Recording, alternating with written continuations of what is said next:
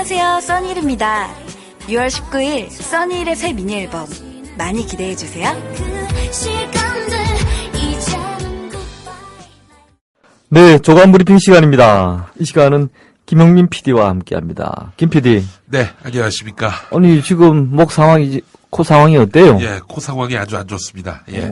그냥 할 수 있겠어요, 그래? 여러분들이 참으셔야지 어떡하겠습니까? 어제 수술을 했습니다. 아직 회복 중인데요. 예. 조금 청취자 여러분 조금 김 PD 발음 내용이 조금 저렇더라도 양해해 주시면 고맙겠습니다. 예. 자, 첫 기사는 경향 기사군요. 예. 좀 소개해 주십시오. 앞서서 아침 뉴스에서 문희정 아나운서가 검찰이 이제 원세훈 전 국정원장에 대해서 선거법 위반 예. 부분은 적용하지만 불구속 기소하기로 방침을 정했다, 이런 내용을 전하지 않았습니까? 그런 보도가 나왔죠, 문화일보에서. 예. 자, 그런데 경향신문 오면에 실린 기사를 보면 이렇습니다.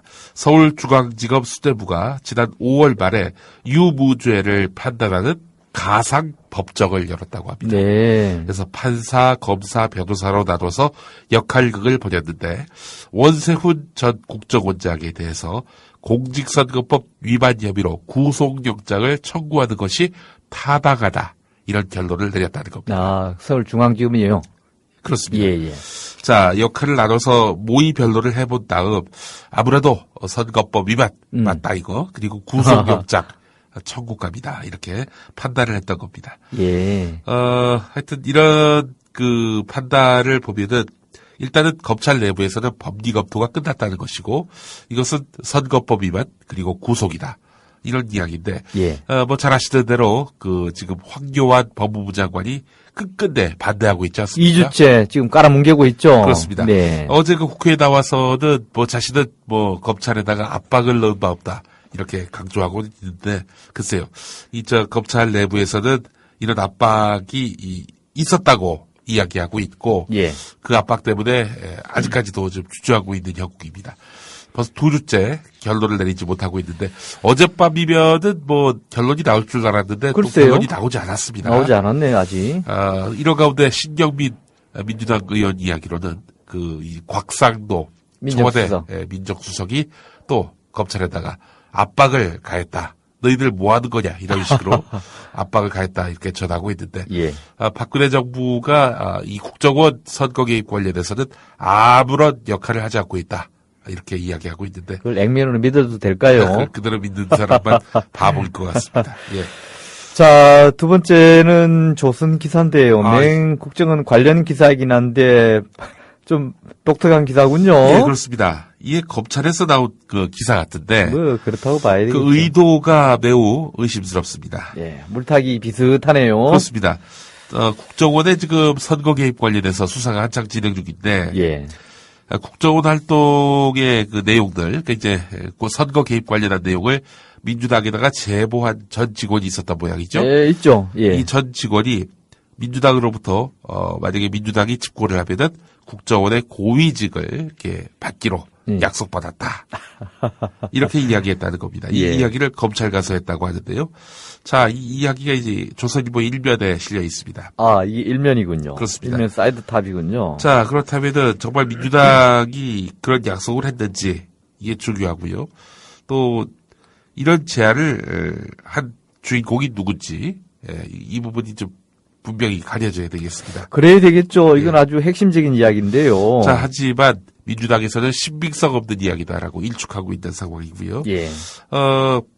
대선에서 이기면은 국정원 기초실장이나 총선 공천권을 준다는 그런 제안이었다는데, 이런 약속을 해줄 수 있는 민주당 내 인사가 누가 있겠느냐라는 것이 민주당의 입장이기도 합니다. 그렇죠. 왜냐하면 이게 최소한 선거에서 이기고 난 뒤에 국정원에 지금 기초실장급이면은 요직인데, 이런 것을 선거가 아직 불투명한 상황에서 누가 뭘 주겠다고 약속한다는 것은 이거는 조금 과잉 해석 같습니다. 제가 보기에는. 예. 자, 그렇기 때문에 조선일보의 이 기사, 조선일보가 왜 이 기사를 실었는지에 관한 그런 의도를 우리가 분석해 볼 필요가 있습니다. 예. 자, 분석은 하나하나 냄새가 나는 기사죠? 예, 좀. 그렇습니다. 예. 다음 기사로 넘어가겠습니다. 경향신문 신면 기사인데요. BBK 기사군요. 자, BBK 김경주 씨 소속, 이 소속을 담당한 판사가 청구 금액을 늘려라. 예. 이렇게 요구한 사실이 드러났습니다. 예. 청구 금액을 늘려라. 이 이야기는 뭐냐면은 이 청구금이 1억이 넘으면은 예. 본인이 재판을 안 해도 됩니다. 단독 판사가. 예, 옳지. 합의부로 넘어가게 됩니다. 그런 얘기군요. 예, 그러니까 복잡한 사건을 피하기 위해서 예. 김경준 씨 보고 합의금을 이제 청구금을 1억을 올려라. 1억을 넘겨라. 야. 이렇게 요구를 했다는 건데, 자, 그래서 이제 김경준 씨가 그렇게 하겠다라고 하니까 이 판사가 고맙다라고 고맙다. 얘기했다는 겁니다. 이거 판사가 자기 재판을 회피하기 위해서 예. 에이?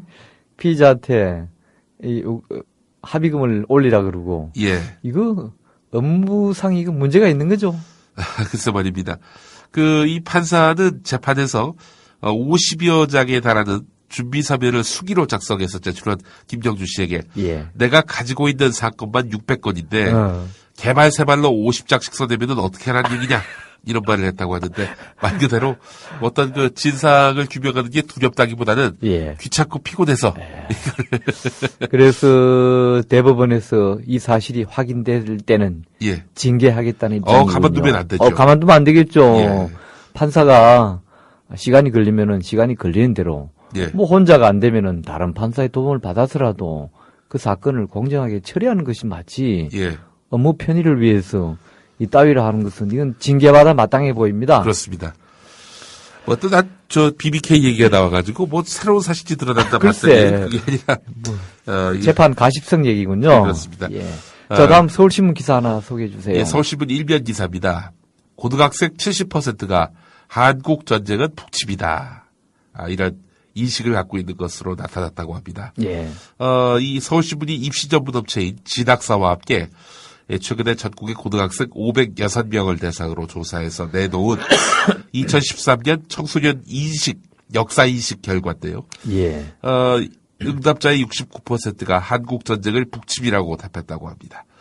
북침과 남침의 용어를 헷갈리거나 전쟁의 발발 원인을 정확하게 알지 못하는 학생들이 대부분이다 이런 얘기입니다. 제대로 안 가르쳤다는 얘기군요. 예, 그렇습니다. 자, 김구 선생에 대해서 간략하게 서술하라 이런 질문에 대해서는 대한민국 임시정부, 독립운동과 같은 개념을 연결하는 수준에 그쳤는데요. 예.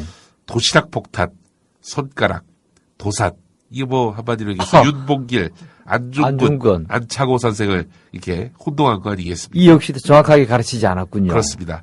그리고 심지어는 어린이날을 제정한 분이라는 황당한 답변도 나왔습니다. 백범을 두고. 예. 갑자기 저도 생각이 안 납니다. 소파 방정환 선생. 방정환 선생이죠. 그러니까. 심지어 또 민주화의 정의를 묻는 질문에는 잘은 모르지만 긍정적인 뜻. 그리고 일베에서 나쁜 뜻으로 쓰는 말. 이렇게 답하는 그런 학생들도 있었다고 합니다. 민주화라는 용의를, 민주화라는 말을 이걸 특별히 뭐라고 개념을 지어서 가르칠 만한 필요까지도 있나요? 그냥 저절로 알아지는 말 아닙니까? 우리나라가 헌법상 민주주의 국가인데 이걸 뭐 민주화가 이런 것이다라고 꼭 가르쳐야만 되는 것도 아닌데 이 수준이라면은 우리가 그동안 우리회 오고 또 말로만 해오던 우리 젊은이들의 청소년들의 역사인식 수준이 정말 심각한 수준에 와 있군요. 예, 그렇습니다. 자, 이 질문도 상당히 눈길을 끌었습니다. 예. 수능 사회탐구 영역에서 한국사를 선택할 것인가? 예, 그랬더니. 예, 169, 아니요, 337. 아이고야. 예. 그럼 외울 게 많다 이거죠.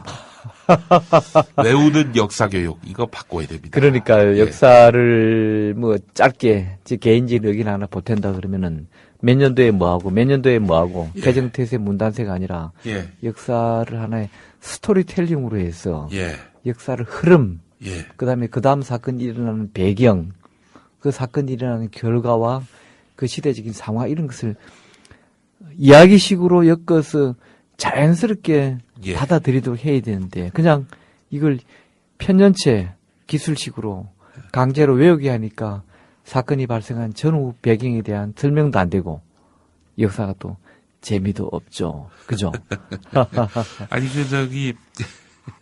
이 빗살무늬 통이가 몇 년도 거냐, 뭐 이런 거. 그거 외웠으면 아니, 뭐합니까? 사실 그것 때문에 제가 예. 국사에 대해서 만족이 떨어졌습니다. 그게 뭐 이렇게 중요하다고. 역사의 흐름과 맥락과 이런 것들은 뭐 배제하고, 뭐 무슨 빗살무늬 통이가 어떻고, 철기 청둥이가 어떻고, 예, 이런 거에 천착시켜가지고, 이게 아이들에게 역사에 대해서 만족이 떨어뜨리게 만드는 그런 일은 좀 막아야 되겠다. 이런 생각을 좋습니다. 해봅니다. 서울신문 기사가 하나 더 있군요. 예. 경찰이 4대학 전담 부대를 만들었었죠. 4대학, 뭐, 잘 아시는 대로, 불량식품 근절, 성폭력, 가정폭력, 학교폭력 근절. 박근혜 대통령 공약 아닙니까? 예, 그렇습니다. 예.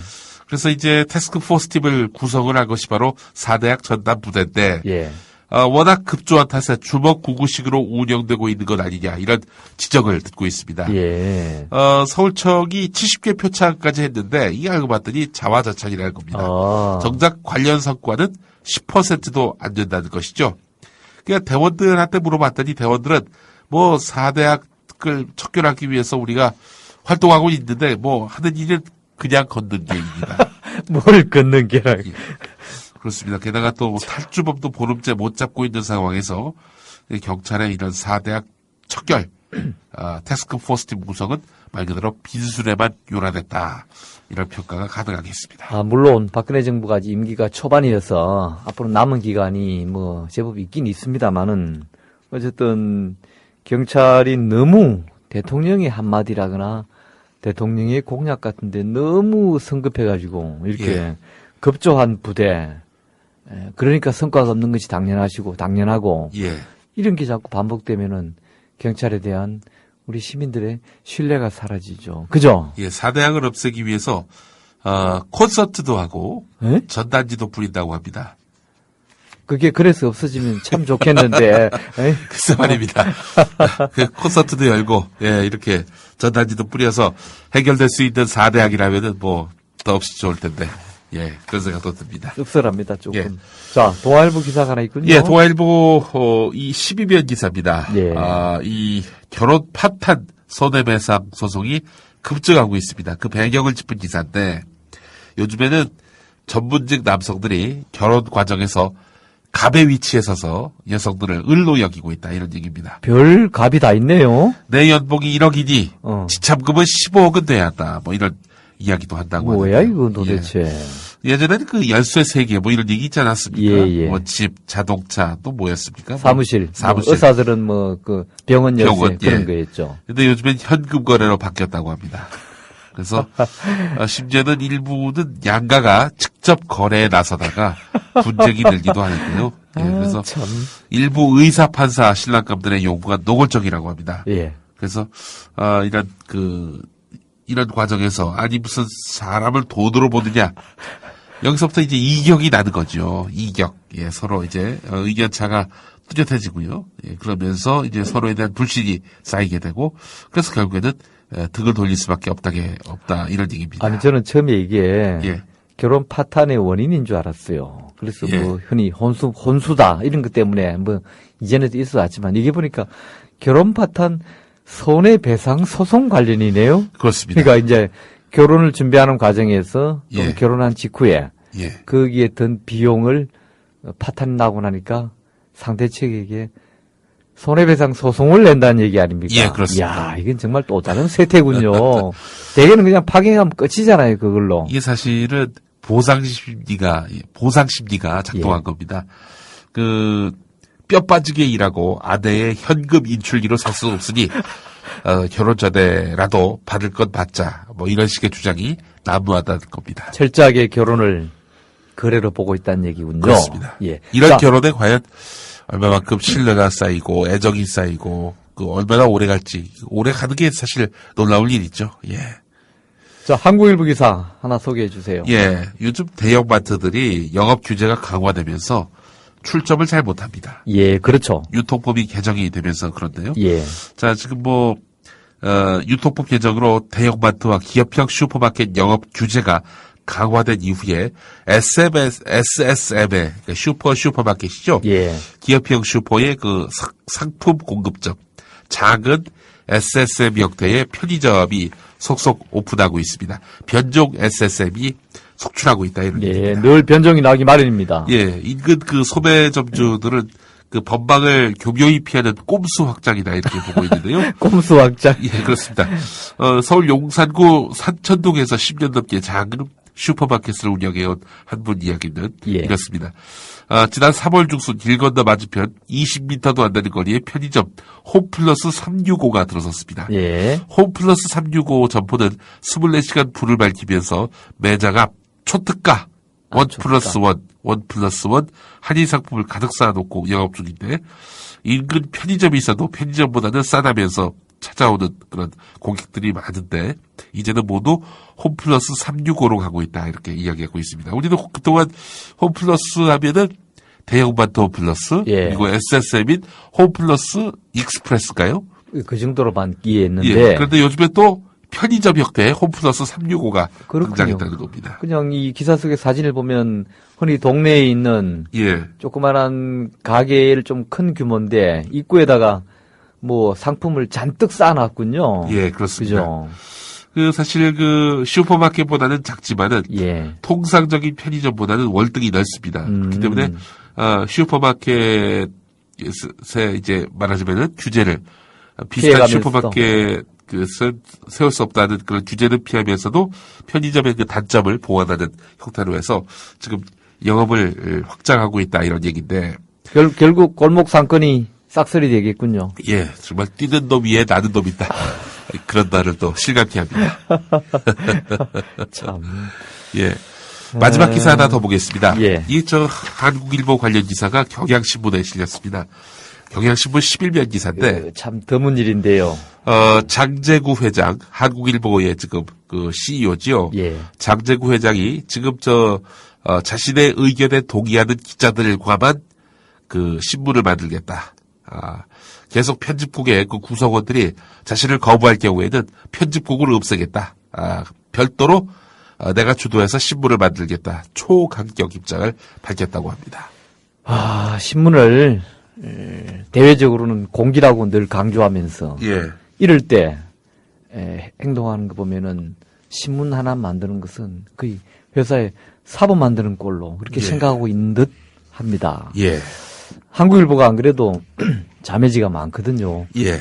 스포츠지, 경제지, 영자지, 그다음에 소년신문. 이거 이러다가 한국일보에 또 자매지 또 하나 창간하는 거 아닌지 모르겠습니다. 한국일보가 아니라 네. 제구일보 이런 거. 어쨌든 예. 지금 이 한국일보 사태를 언론계 그다음에 일반 사회에서도 관심 있게 보고 있는데요. 예. 다만 다들 그 내용을 잘 보도하지 않습니다. 예. 이게 한국 언론계의 병폐입니다. 오늘 경향신문에서 11면에 아주 비중 있게 보도했군요. 예, 그렇습니다. 이런 좋은 신문은 좋은 독자들도 나서서 감시해야 만들어가는 것입니다. 예. 80년대만 하더라도 이 한국일보가 4대 일간지라고 해서 그랬죠. 각광도 받았고 명성도 있었는데 이 참 최근 들어서는 결국 CEO 총수일가 이른바 총수일가죠. 한국일보 장씨 가문. 예.